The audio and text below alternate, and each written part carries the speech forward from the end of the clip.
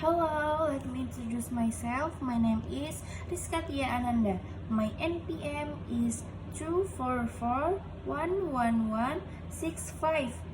I am in class 420 MNJC. Here I will explain again the material that has been studied, namely the 10 Principles of George Mankiw. Siapa sih George Mankiw itu? George Mankiw, atau lebih dikenal sebagai N. George Mankiw, adalah seorang ekonom makro terkemuka asal Amerika Serikat. Ia saat ini menjabat sebagai Profesor Ekonomi Robert M. Barron di Universitas Harvard. Mankiw dikenal luas di dunia akademis karena kontribusinya dalam ekonomi Keynesian baru. Selain itu, Mankiw juga terkenal sebagai penulis beberapa buku teks ekonomi yang sangat populer, termasuk Principles of Economics, yang sering digunakan di berbagai universitas di seluruh dunia. Ia juga pernah menjabat sebagai Ketua Dewan Penasihat Ekonomi di bawah pemerintah Presiden George W. Bush dari tahun 2003 hingga 2005. Yang pertama, keputusan berdasarkan trade-off. Keputusan ekonomi melibatkan trade-off, yaitu pengorbanan sesuatu untuk mendapatkan sesuatu yang lain. Seperti seorang pekerja harus memilih antara bekerja lembur untuk mendapatkan uang tambahan atau menghabiskan waktu bersama keluarga. Waktu yang dihabiskan untuk bekerja lembur berarti mengorbankan waktu bersama keluarga. Yang kedua, biaya peluang atau opportunity cost. Nilai dari pilihan terbaik yang dikorbankan ketika membuat keputusan. Contoh, jika Anda memutuskan untuk membeli mobil baru, biaya yang Anda keluarkan bukan hanya uang yang dibayarkan untuk mobil tersebut, tetapi juga kesempatan untuk menggunakan uang tersebut untuk investasi atau liburan. Yang ketiga, berpikir marginal. Orang rasional berpikir pada batas-batas dan membuat keputusan berdasarkan manfaat tambahan dari satu unit tambahan.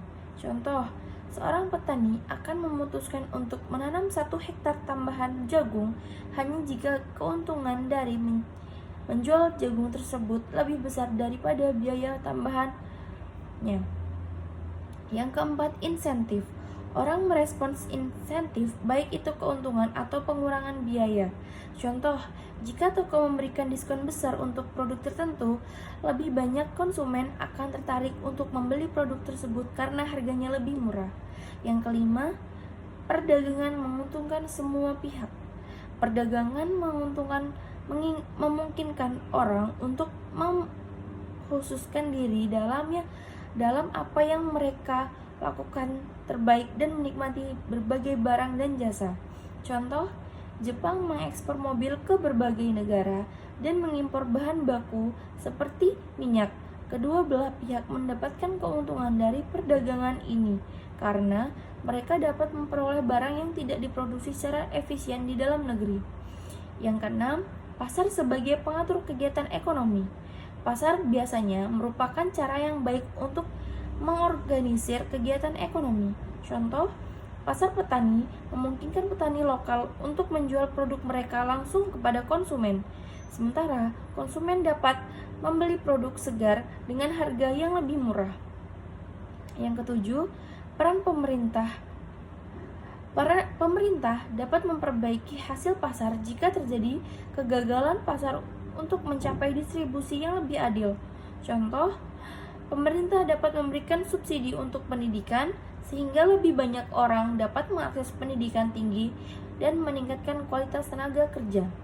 Yang kedelapan, standar hidup tergantung pada produksi. Standar hidup suatu negara tergantung pada kemampuannya untuk menghasilkan barang dan jasa. Contoh, negara-negara dengan teknologi canggih dan tenaga kerja terampil seperti Korea Selatan memiliki standar hidup yang tinggi karena mereka dapat menghasilkan barang dan jasa dengan efisien. Nomor 9, harga naik ketika pemerintah mencetak terlalu banyak uang. Inflasi terjadi ketika pemerintah mencetak terlalu banyak uang. Seperti ketika pemerintah Venezuela mencetak uang dalam jumlah besar tanpa peningkatan produksi barang dan jasa, hal ini menyebabkan hiperinflasi yang yang mengakibatkan harga barang naik drastis.